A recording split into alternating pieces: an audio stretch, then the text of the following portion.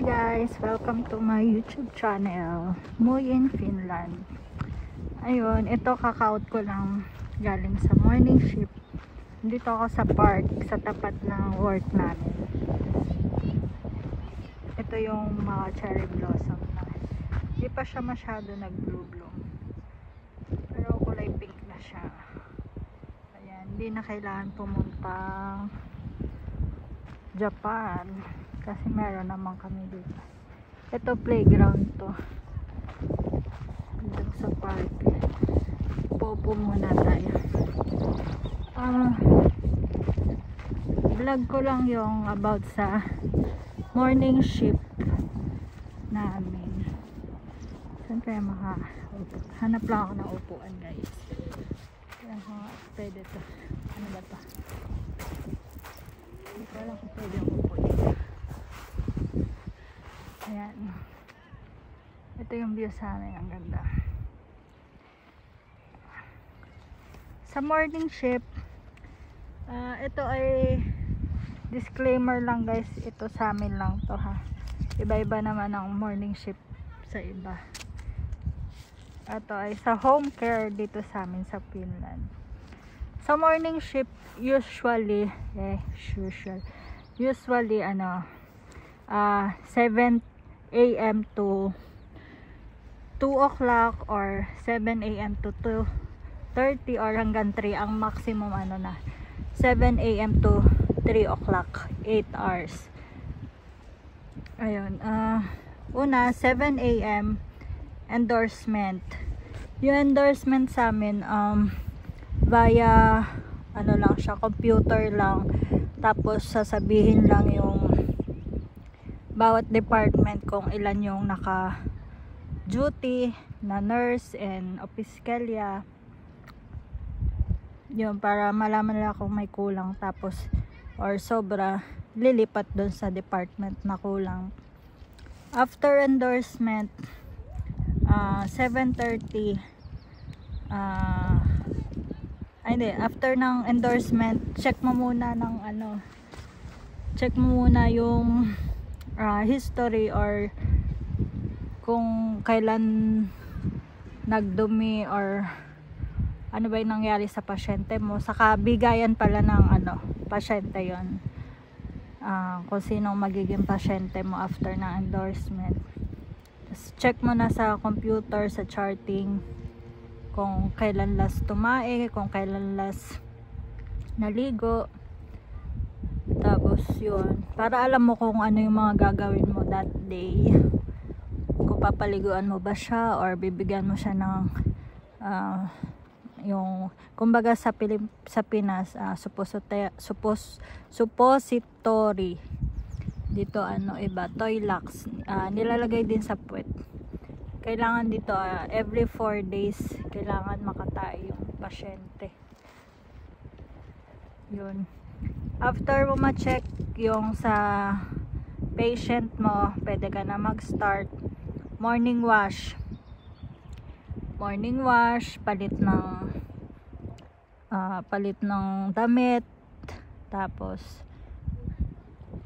after mo mag morning wash ng 7:30, 8 a.m. breakfast ng patient. Kadalasan sa amin 4 to 5 patient ang hawak.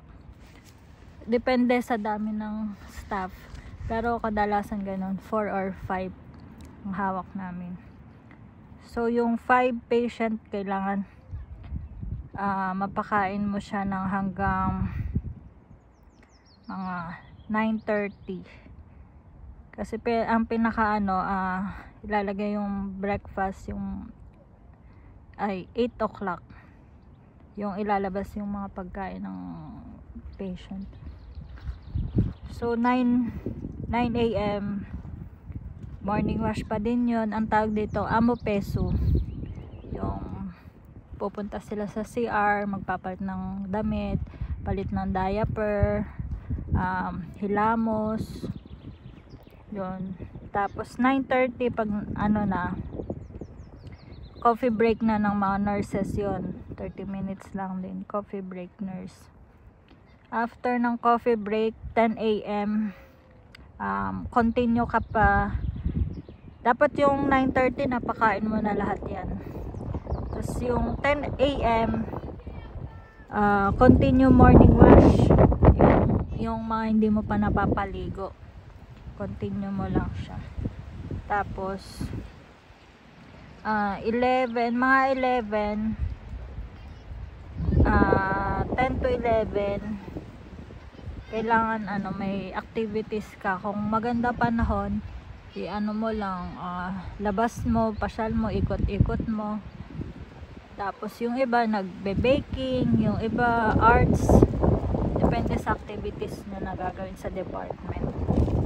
Kasi parang meron dito dapat may checklist sila na dapat naki-join yung patient sa mga activities. Tapos 11:30 ayun, lunch break na ng mga staff, kainan uli. Lunch na yon ng 11:30. After ng 11:30, 12 o'clock, lunch na ng patient. Ayan, dapat nakapwesto na dun yung mga patient sa dining. After mo mapakain ng 12 o'clock, na yan, balik mo na sa bed yung iba para mapahinga, matulog. Tapos yung iba sa CR, kung nadudumi, naiihi. Tapos yung iba yun, tulog.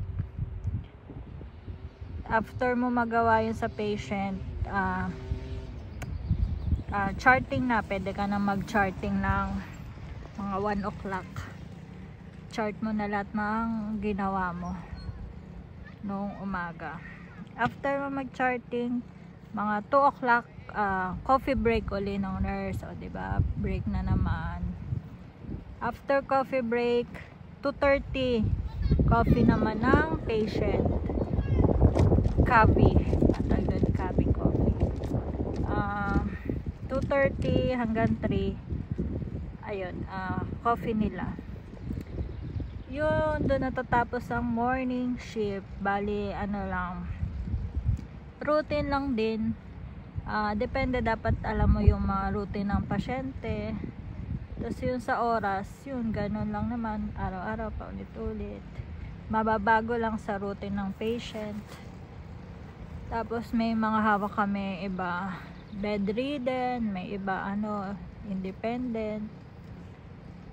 Ganun yung mahawak namin. Mababait naman yung mga patient namin dito. Yung iba mabait, may iba hindi. Pero mas okay naman siya kaysa nung na-experience ko sa Singapore. Mas manageable naman sila. Saka malalambing yung mga patient dito. Yun lang guys. Salamat. Subscribe kayo sa aking YouTube channel, Moy in Finland, para sa iba pang update. Thank you guys. Ang ganda dito. Diba? Yan naman ang view natin ngayon.